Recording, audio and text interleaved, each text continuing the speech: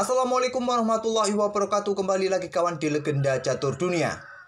Sambil menunggu FIDE World Cup 2023 yang ternyata gamenya baru dimulai besok dan baru besok lusanya kita bisa mengulas game-game di babak pertama. Sambil menunggu itu saya isi beberapa game dari edisi-edisi sebelumnya kawan. Kemarin sudah kita ulas edisi tahun 2021, sekarang giliran edisi tahun 2019 yang dimenangkan oleh Temur Rajabov yang berhasil mengalahkan Ding Liren di partai final kawan. Di partai final sangat sengit kawan, dari 4 permainan klasik, mereka 2 kali remis dan saling berbalas, kemudian 4 kali permainan tie breaks rapid kawan beragremis, dan akhirnya Temur Rajabov mendapatkan kemenangan lewat tie breaks permainan blitz 5 menitan 2 kali menang kawan. Sebelumnya Temur Rajabov ini menyingkirkan MVL di semifinal dan Ding Liren menyingkirkan Yu Yang Yi. Sedangkan pemenang atau juara edisi 2017 adalah Levon Aronian yang disingkirkan di quarter final oleh Maxime Lagrave. Tentu saja akan kita ulas satu game dari juara tahun 2019 yaitu Temur Rajabov. Saya pilih game ketiga kawan dalam permainan klasik, di mana Temur Rajabov pegang putih di game ketiga. Sebelumnya di game kedua dikalahkan oleh Ding Liren. Game pertama remis kawan, dan sekarang saatnya Temur Rajabov membalas pada game ketiga. Di sini mereka bermain dengan pembukaan Ruy Lopez kawan, dan kita akan temui permainan atau variasi yang sangat menarik yang dipilih oleh Ding Liren. Setelah rokade di sini Temur Rajabov ada gajah E7, benteng E1, pion B5, gajah mundur ke B3, rokade. Kemudian di sini Temur Rajabov memilih dengan tantangan bermain dengan Marshall Gambit kawan, dan diterima oleh Ding Liren Marshall Counter Attack atau Marshall Gambit dengan pion D5.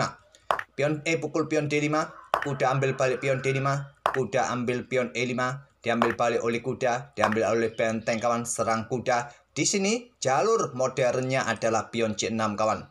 Tapi versi original dari permainannya Capablanca versus Frank Marshall tahun 1918, kuda ini ditarik mundur ke peta F6. Tapi pion C6. Kalau kalian ingin tahu, jalur originalnya adalah kuda F6, dan di sini benteng langsung ditarik mundur ke peta E1. Ada juga di era modern seperti ini pion D4 terlebih dahulu, tapi jalur originalnya adalah benteng E1. Baru gajah D6, pion H3 dimainkan Capablanca saat itu. Dan kuda dikorbankan di peta G4 kawan untuk membuka akses lajur H bagi Menteri Nangsti menusuk di peta H2 ini bersama gajah gelap. Tapi saat itu Capablanca menolak pengorbanan, dia mengeluarkan menteri ke peta F3, diikuti menterinya Marshall keluar ke peta H4, dan baru bermain dengan pion D4. Di sini kuda ambil pion F2, tidak langsung diambil kawan, memilih benteng E2. Dan gajah meluncur ke G4, membuat langkah pengorbanan dari Frank Marshall, dan diterima oleh Capablanca saat itu kawan. Pion H pukul gajah G4, gajah H2 skak, raja bergeser ke F1, dan gajah kembali ke G3. Di sini benteng ambil kuda F2, menteri H1 skak, raja naik, dan kemudian diikuti gajah ambil benteng, dan gajah Capablanca diangkat naik ke peta D2. Gajah mundur, kemudian menteri bergerak untuk menantang pertukaran. Bentengnya Frank Marshall keluar ke peta E8 skak, raja bergeser, menteri mengejar raja, raja bergeser. Itulah kawan versi original dari permainannya Capablanca versus Frank Marshall tahun 1918, di mana permainan Frank Marshall yang pegang hitam melakukan pengorbanan gagal kawan, dan dapat dicegah oleh Capablanca saat itu. Oke, kembali lagi ke langkah aslinya kawan. Tapi sekarang era modern memainkan pion C6 kawan dari Ding Liren. Pion D3, pion D4 yang paling populer kawan, tapi memilih dengan pion D3 saja. Masih cukup banyak yang memainkan permainan seperti ini di era modern saat ini kawan.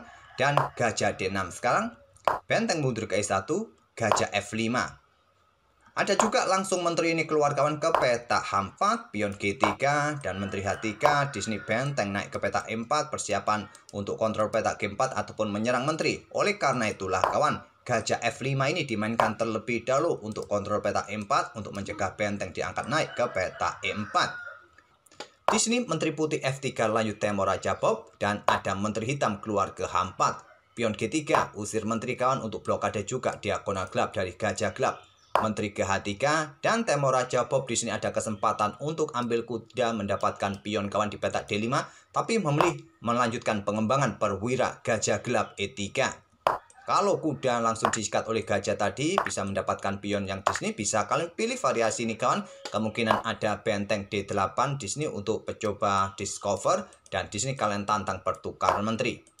Tapi Temur Raja Pop memilih melanjutkan pengembangan perwiranya kawan. Ini memang sedikit lebih kuat ketimbang untuk mendapatkan materi. Tapi di sini Temur Raja Pop juga meninggalkan pion D3-nya. Diambil oleh Ding Liren, gajah ambil pion D3.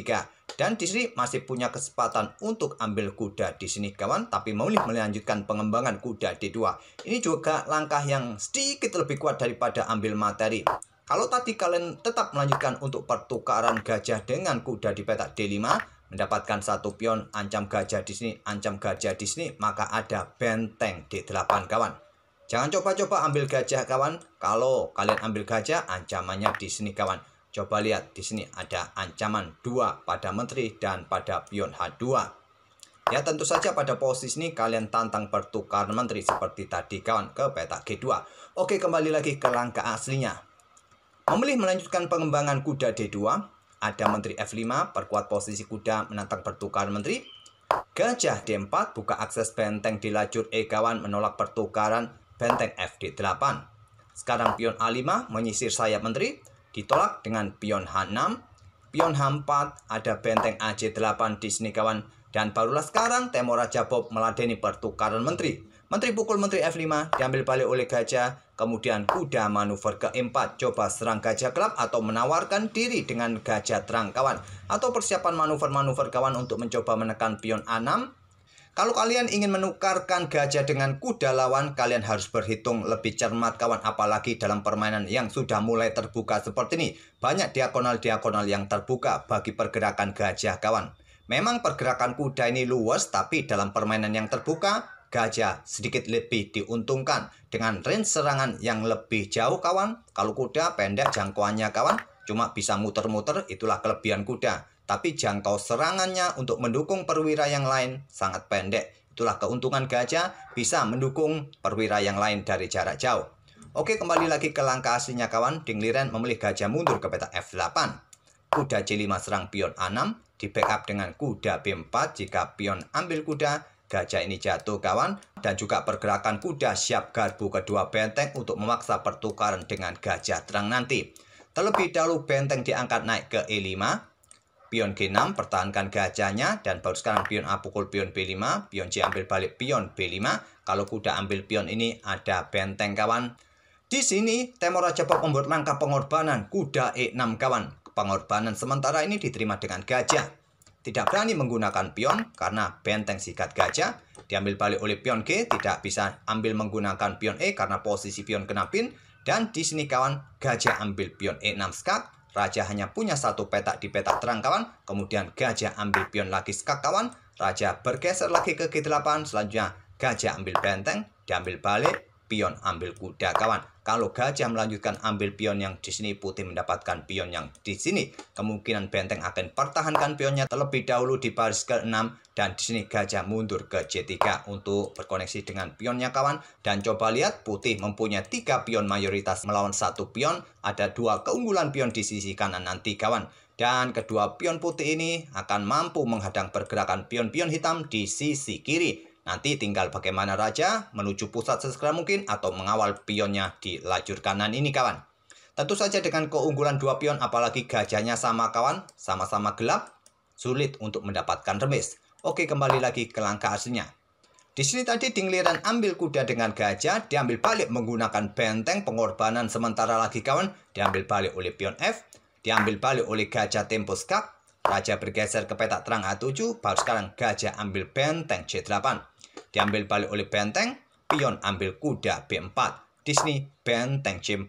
Ancam pion, ancam gajah, tidak coba ditarik mundur berkoneksi dengan pion B. Pion ini jatuh, tapi pion ini juga jatuh nanti kawan. Dan selanjutnya gajah pukul gajah diambil balik oleh pion. Nanti pion putih jatuh, memilih dengan gajah F6. Gajah G7 menantang pertukaran untuk mendapatkan pion yang di belakang juga. Kalau menghindar, tetap menghindar. Gajah E7 pilihan Temur Raja Pop. Dan Disney benteng pertahankan pion terlebih dahulu kawan. Selanjutnya ada benteng A2 pertahankan pionnya terlebih dahulu. Dan selanjutnya raja mulai bergerak. Raja hitam bergerak ke G8. Gajah C5 blokade akses benteng menuju baris kedua ataupun baris pertama. Dan persiapan rajanya mulai naik. Raja hitam naik ke F7. Raja putih naik ke G2. Raja hitam ke pusat E6. Pion B3 terlebih dahulu buka akses benteng keluar. Untuk menghindari juga dari gajah gelap kawan, Disney pion H5. Raja putih F3. Raja hitam F5. Benteng D2. Persiapan melakukan ancaman kawan. Ada gajah E5. Benteng D5 pin gajah. Raja mundur ke E6 serang benteng. Dilindungi oleh Raja E4. Gajah mundur ke F6.